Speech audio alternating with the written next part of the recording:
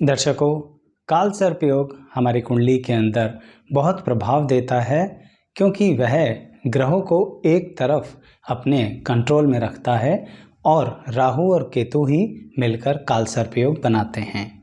आज बात करेंगे कि शेषनाग काल सर्प योग जिन व्यक्तियों की कुंडली में होता है उन्हें किन बातों का खास ध्यान रखना चाहिए और सबसे पहले कि वह किस तरह से हमें थोड़ा सा परेशान कर सकते हैं और इन बातों का ध्यान रखें तो अपनी परेशानी को कम कर सकते हैं। शेषनाग काल सर्प योग किन भाव से बनता है, कैसे बनता है, सारी जानकारी इस वीडियो में है। तो आइए इस वीडियो की शुरुआत करते हैं। लेकिन अगर आपकी या आपके अपनों की कुंडली के अंदर किसी और तरह का काल सर्प योग है तो उसकी भी वीडियोस हैं। सभी काल सर्प योग के बारे में अलग अलग वीडियोस हैं। सिर्फ चैनल को सब्सक्राइब करके बेल आइकन को प्रेस करके प्लेलिस्ट पर आना है, राहु और केतु की प्लेलिस्ट। उसके अंदर ही काल सर्प योग की वीडियोस भी ऐड हैं। लिंक डिस्क्रिप्शन बॉक्स में भी दिया जाएगा। आइए शुरुआत करते हैं।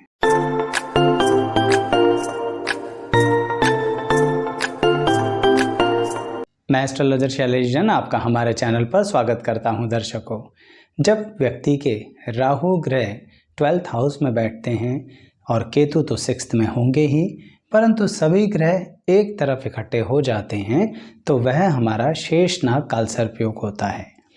दर्शकों, ऐसी परिस्थिति में उस व्यक्ति के मन में एक अजीब सा कन्फ्यूज़न कहें या भय कहें यानी डर कहें लगा रहता है। उस व्यक्ति के व्यक्तित्व में एक एहसास हमेशा रहता है कि कहीं कोई है जो हमसे कुछ कह रहा है, हमें कुछ बताना चाह रहा है, हमें कुछ समझाना चाह रहा है। कहने का मतलब हर बात पर बहुत अधिक विचार करने की आदत पड़ जाती है, जिसे हम कहते हैं कि आप एक लेवल पर बहुत अधिक चिंता अपने मन में रखते हैं। यह इस काल सर्प योग का सबसे पहला प्रभाव होता है जो इंसान को यंग एज के बाद ज़्यादा अधिक असर देता है। बचपन और यंग एज में यह काल सर्प योग इस चिंता को एक बहुत ही केयरलेस अंदाज में देता है, यानी आप ज़्यादा चीज़ों की परवाह नहीं करते हैं, फिर उसके कारण नुकसान उठाते हैं जो कि शेषनाग काल सर्प योग आपके साथ करता है। इसीलिए यंग एज के बाद अब आप बहुत अधिक चिंता करते हैं, हर बात के बारे में बहुत विस्तार से प्लानिंग करना चाहते हैं, जानना चाहते हैं, समझना चाहते हैं और हमेशा अपने आप से एक प्रश्न पूछते रहते हैं कि बाकी दुनिया तो ये सब कर लेती है, आखिर हम क्यों नहीं कर पाते। ये बहुत ही सरल कार्य, सरल प्लानिंग होती है, हमसे क्यों नहीं होती। इस तरह के प्रश्न ये शेषनाग काल सर्प योग आपके मन में देता ही रहता है। इसलिए ही आप बहुत ज़्यादा जब प्लानिंग करते हो तब भी किसी नतीजे पर नहीं पहुंचते।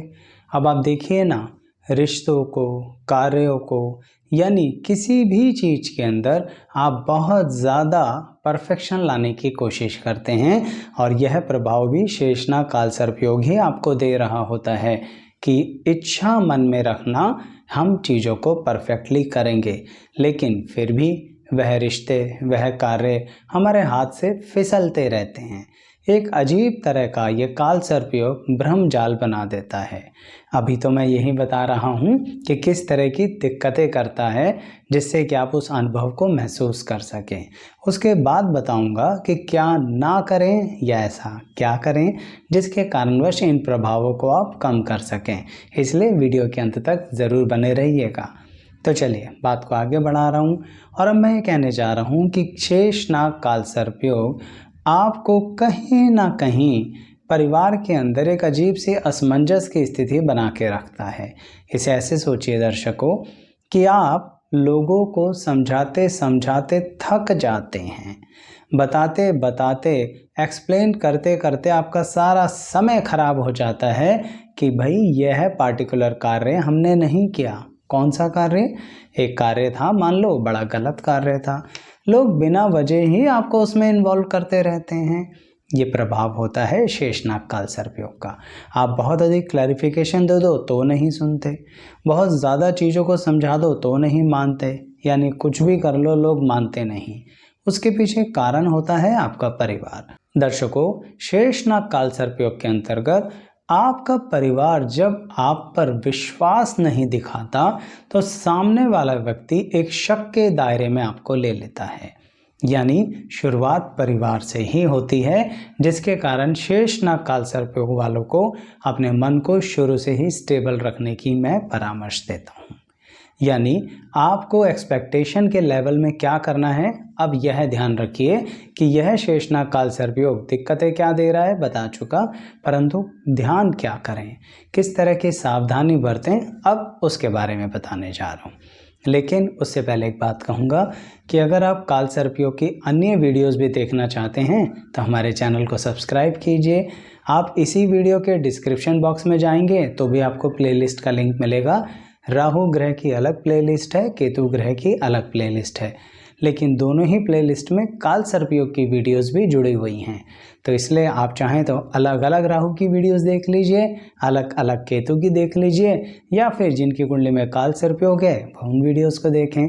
जिसको जो भी पसंद आए ज़रूर लाइक कीजिएगा और चैनल अन्य व्यक्तियों को भी शेयर ज़रूर कीजिएगा। तो मैं यह कहने जा रहा था कि क्या सावधानी बरतें अगर यह शेषनाग काल सर्पयोग आपकी कुंडली में है।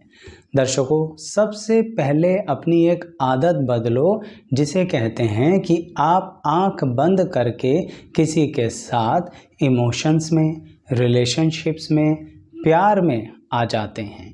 और यह बात सिर्फ प्रेम संबंधों की नहीं हो रही, रिश्ते नातों की भी हो रही है। एक तरीके से आप ब्लाइंडली व्यक्ति को फॉलो करने लगते हैं रिश्तों के अंदर। यानी आप देखते हैं कि हमें तो इस व्यक्ति को बहुत ज़्यादा डेडिकेशन देनी है। सबसे पहले यह करना बंद करो। शेषनाग काल सर्पयोग आपकी ज़िंदगी से सब कुछ निकाल कर सामने वाले की ज़िंदगी को दे देगा। तो इसलिए आपको अपने हाथ से चीज़ों को पकड़ के रखना है और डेडिकेशन और लिमिट को बांध के रखना है। नहीं तो दर्शकों, ये जो आपका प्यार है ना, ये जो कहीं ना कहीं सामने वाले के प्रति बहुत ज़्यादा इमोशंस हैं, यह आपको फॉलो करते करते, आंखें मूंद कर चलते चलते बहुत बुरी तरह से दिक्कत में फंसा देगा। यानी इमोशनल एक्सपेक्टेशन और इमोशनल ऑनर की ज़रा उम्मीदें कम लगाया करो। दर्शकों, बहुत ज़रूरी है शेषनाग काल सर्पयोग के अंदर ऐसा करना, अन्यथा जो आप रिस्पेक्ट और ऑनर की उम्मीदें कर रहे हैं ना सामने वाले व्यक्ति से, उसने वैसा करना नहीं है। वो अपने छुपे हुए मोटिव्स के कारण आपसे जुड़ा हुआ है और आप उसे प्यार समझ रहे हैं, आप उसे रिस्पेक्ट समझ रहे हैं, ऑनर समझ रहे हैं। थोड़ा सा अपनी आँखों को खोल के रखना है, मन की आँखों को, ठीक है ना, नहीं तो देखने की जो दृष्टि है ना आपकी थोड़ा कमज़ोर हो जाती है। यह समझिए कि शेषनाग काल सर्पयोग इंसान को पहचानने की काबिलियत कम करवा देता है, इसलिए गलत व्यक्ति को अपने साथ लेके चलते हो। तभी तो कभी कभी शेषनाग काल सर्पयोग में ऐसा होता ही रहता है कि जिस व्यक्ति को आप बड़ा घनिष्ठ मित्र समझ रहे थे, वह तो आपका छुपा हुआ शत्रु निकला। समय आने पर, कैसा समय, ज़रूरत का समय आने पर, थोड़ा सा गंभीर समय आने पर, बुरा समय आने पर सबसे पहले भागेगा वह व्यक्ति, सबसे पहले आपका साथ छोड़ेगा और ऐसा भी करेगा कि जो आपने रिलेशनशिप्स में बड़े राज की बातें उसे बताई, सारी बातें पब्लिक कर देगा। यानी आपके मान सम्मान पर भी खतरा पैदा कर देगा। तो इसलिए क्या करना है समझ में आ रहा है, ज़रा रिलेशनशिप में सख्त हो जाना है। इतना डेडिकेशन एक लिमिट के बाहर नहीं दिखाना है और सबके लिए एक जैसा नहीं। तो फिर करें क्या, इसको एक और अंदाज से सोचिए। आपको एक छोटी सी दुनिया बसानी है, बहुत बड़ी दुनिया नहीं बसानी, समझिए मेरी इस बात को। शेषनाग काल सर्पयोग छोटी सी प्यारी सी दुनिया बसा के चलने के लिए कहता है। कुछ सेलेक्टेड लोगों के साथ ही अपनी बातें शेयर कीजिए, उसको अपने दायरे में आने दीजिए। कौन से दायरे में, बहुत प्यारा दायरा। देखिए कई बार क्या होता है ना, हम जब किसी व्यक्ति से बात करते हैं पब्लिक के, तो वो थोड़ा, हम उससे सारी बातें थोड़ी ना करते हैं, लेकिन धीरे धीरे जब कोई रिश्तों में करीब आता है तब हम उससे सारी बातें करते हैं। तो जो रिश्तों में करीबियां हैं ना, वो छोटी सी दुनिया बनानी है। सबके साथ रिश्तों में करीबी मत लाया करो, यह आपको नुकसान देता ही देता है। अभी कार्य क्षेत्र के बारे में भी बताऊंगा तो आप अच्छे से समझ पाएंगे। तो चलिए कार्यक्षेत्र के बारे में भी बात कर लेते हैं। दर्शकों, शेषनाग काल सर्पयोग आपको काम धंधे के प्रति काबिलियत देता है। आपको क्वालिटी है, किस चीज़ की क्वालिटी है? काम करने की क्वालिटी है।